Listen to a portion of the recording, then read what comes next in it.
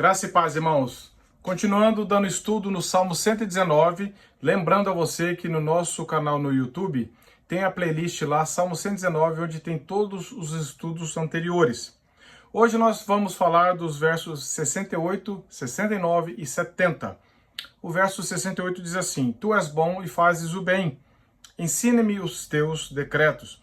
O que o salmista está afirmando aqui? O salmista está afirmando: Deus é bom, ou seja, o caráter dele é bom. Deus é bondoso, ponto final. Nada pode qualificar Deus, nada do que Deus faz o qualifica como bom, como se ele não fosse e agora ele passou a ser, não. A bondade que nós expressamos é uma qualidade adicional. Você fala, aquela pessoa lá é boa, ela fez isso. Eu achava que ela não era boa, mas ela fez tal coisa. Agora, Deus é bom, perfeitamente bom, inerentemente bom. Por isso que o salmista fala, tu és bom e fazes o bem. Ou seja, não tem como Deus não fazer o bem.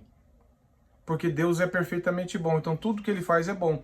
Salmo 25:8, se não me engano, diz assim, Deus é bom, por isso aponta os caminhos aos pecadores.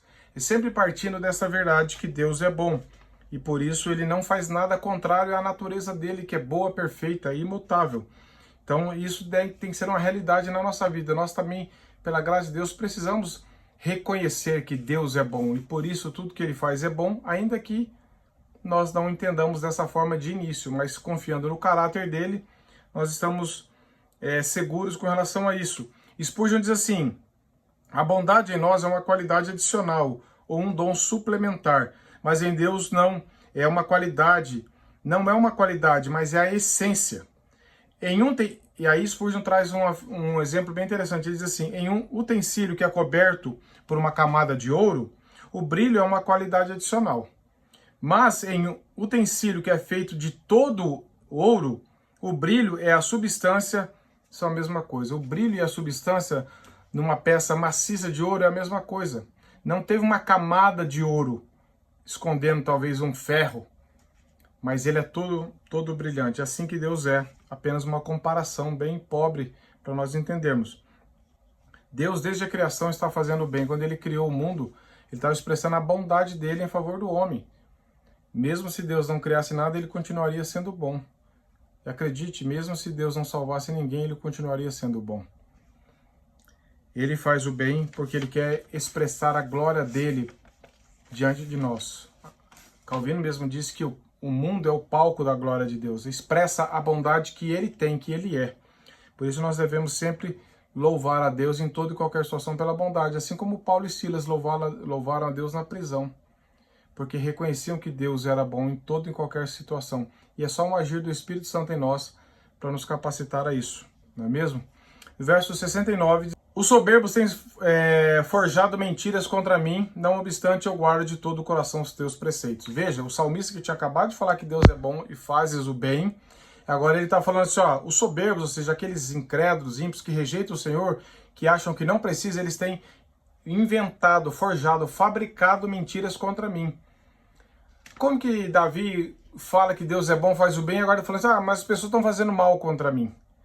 Veja que Davi, ele fala assim, Senhor, o Senhor é bom e tem feito bem. Até usando dessa situação, Deus continua sendo bom.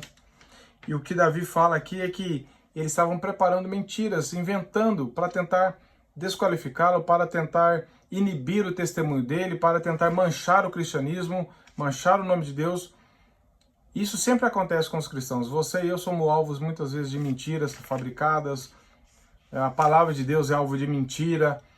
Porque Satanás, através de seus instrumentos, ele odeia a verdade. Então ele vai inventar mentiras para querer prejudicar. Mas veja o que o salmista fala.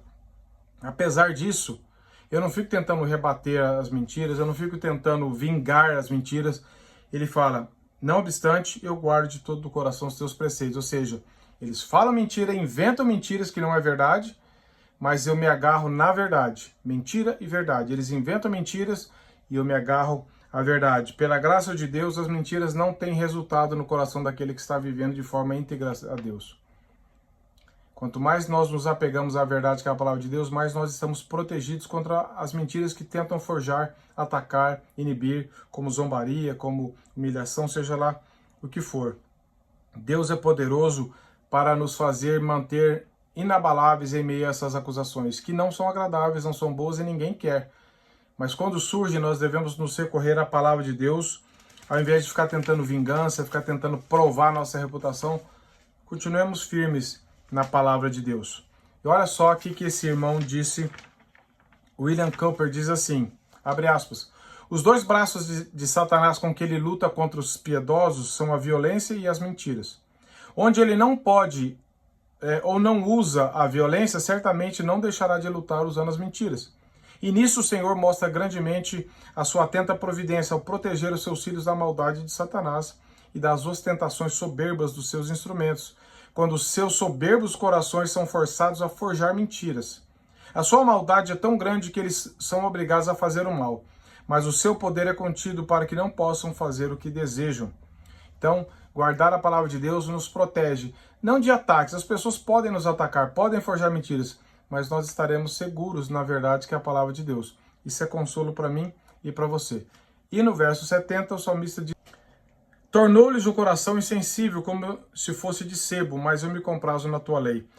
O salmista está dizendo assim, aqueles soberbos, por odiarem a verdade, por serem orgulhosos, por se acharem que não precisam de Deus, zombam dos cristãos, zombam de Deus, perseguem a verdade, inventam mentiras, eles são soberbos. O coração deles está como se fosse revestido de sebo, ou seja, insensível à verdade, insensível à realidade espiritual.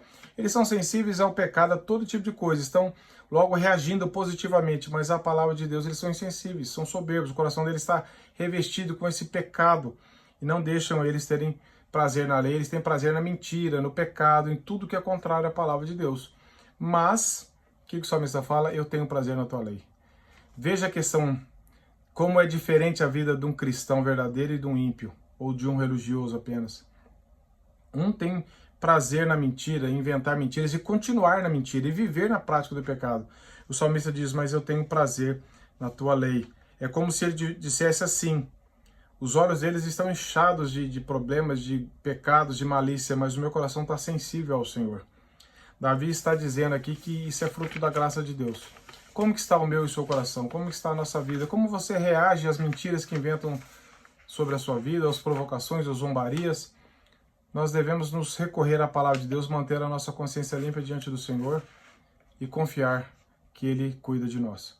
Que Deus te abençoe, que essa palavra, se te ajudou, compartilhe ela também. Até o próximo, se Deus quiser.